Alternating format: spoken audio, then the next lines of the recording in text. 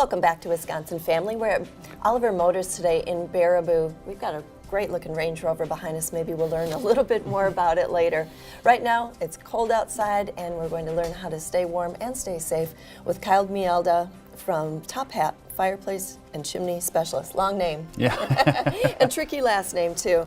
Thanks for coming in today, Kyle. I appreciate the invitation. It's great to talk with you both. So we'll be talking about fireplaces and some safety, but first, if we're looking to dress it up, according to the season, and yet stay safe. Yeah, what do you recommend? It's fun, right? You have the idea that every fireplace should have the stockings and things like that, but then all of a sudden those oversized stockings start overlapping the front of the fireplace, and maybe you don't think about it, but these are flammable socks, right? I mean, that's what we're looking at. So you got to be careful. Use some good judgment on what should be too close to fire, what shouldn't be. But realistically, a lot of times it's the decorations where it's putting if you're hanging some tinsel or something like that on a mantle, and all of a sudden it's taped, but the tape were to fail, and so it's dropping in front of the fireplace. And sure, yeah. So, I mean, it's goofy things, but absolutely can happen. So just be on the safe side when the decorations are kind of floating around the fireplace area. But of course it's fun. It's great to have that stuff around there. So. I imagine you've heard a few stories. I've seen them. I've been there to investigate afterwards to find out what happened. But yeah, it's mostly it's we can laugh about it, and that's what we want to keep it as, laughing about it after the fact. Right, yeah. absolutely. Well, and it kind of is. It makes logical sense because typically we didn't put our stockings up until Christmas Eve night when Santa was going to come. But then you really, as a courtesy, you really should douse the fire, because if he's coming down that chimney, yeah, he's going to burn his bottom. You got to be careful, and you just Santa appreciates all the efforts you can take to. Now, on the other hand, he's magic. So let's give him credit. That's true.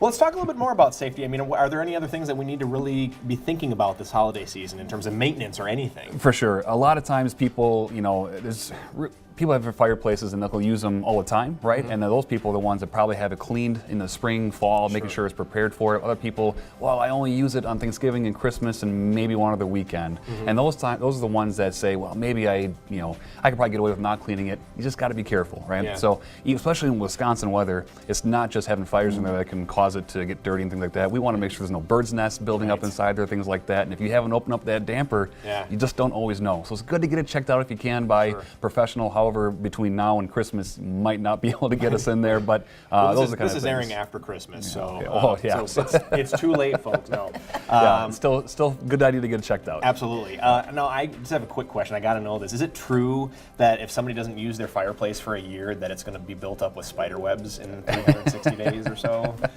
It depends. Some spiders don't mind it. Some spiders like having a warm place to go into. Okay. It's not Indiana Jones. You're not going into some massive cobweb where you got to cut through it with a sword. No, something like that. Okay, good. It's more of a little guys, and it's just taking a small brush, and we can usually get that stuff out of the way. Sure. Oh, too bad, because the sword thing sounded kind of cool for you. It's one of those extra special tools we bring on just in case on the sweeps truck. Right. Excellent.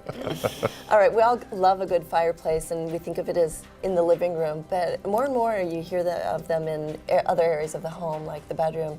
Are they differently designed for those areas? Yeah, so a lot of times in the living room you have a lot of space, right? And so a fireplace can be massive, right? You have a lot of room and air for it, the heat to transfer around, so it's not too big a deal to have it big like that. Other times you get into a bedroom or like a 3-season porch where you're looking at like a 12 by 12 room, and it's like, well, if I have a fireplace, I don't want to be 90 degrees in the room, won't be able to use it, right? So some fireplace manufacturers are being really smart about it, where they use a tempered glass instead of ceramic, and what that allows is that there's not a lot of heat being pushed out, and so it's just very visual, right? So say you are in a bedroom or a bathroom even, and we have fireplaces that are designed for those spaces, you get all the ambiance without having the uncomfortable heat coming from it. So a little bit of heat, but not too much. Wait, too much heat? I don't understand.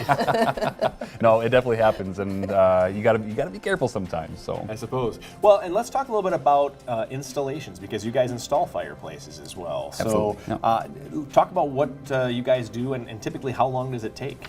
Yeah, I would say the vast majority of our installs take about a day. Okay, wow, that's not bad. And so a lot of people are surprised by how much work we can get done in a day. It's a lot getting into it. There's a lot of different segments that go in there, depending on if it's wood or gas or pellet, as we're going through it.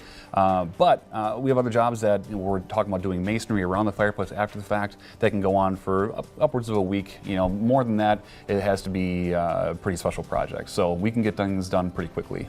Good. Like instant gratification. That sounds great. Right. We've been talking a lot about fireplaces, but you have other services that can help customers? Yeah, I mean in the Baraboo area specifically, and since we're here celebrating, this area and this great All Our Motors here, we also do HVAC in this area. On the Madison market, we're going to focus on fireplaces, but we also do solar in both. Okay. So solar, something in the spring. On top of that, masonry work for rebuilding those chimneys that we're trying to vent fireplaces into. So a lot of times it's difficult to find someone who can has specific knowledge on those things to make sure that number one is being built properly into code, but also it's going to keep water out because nobody wants that. Yeah, Right, exactly. Yeah. Not Santa either. Yeah, exactly. Well, I love the idea of solar. It'd be great to have you back and talk more about the solar stuff Happy too. to. Happy to. Yep. Yeah. Well, thanks for coming on today. We really appreciate I got an education, which is great. I always love that. Fantastic. Thank you guys so much. Yep, Kyle's from Top Hat Fireplace and Chimney Specialists. They're locally owned and run right here in Baraboo. We'll be right back.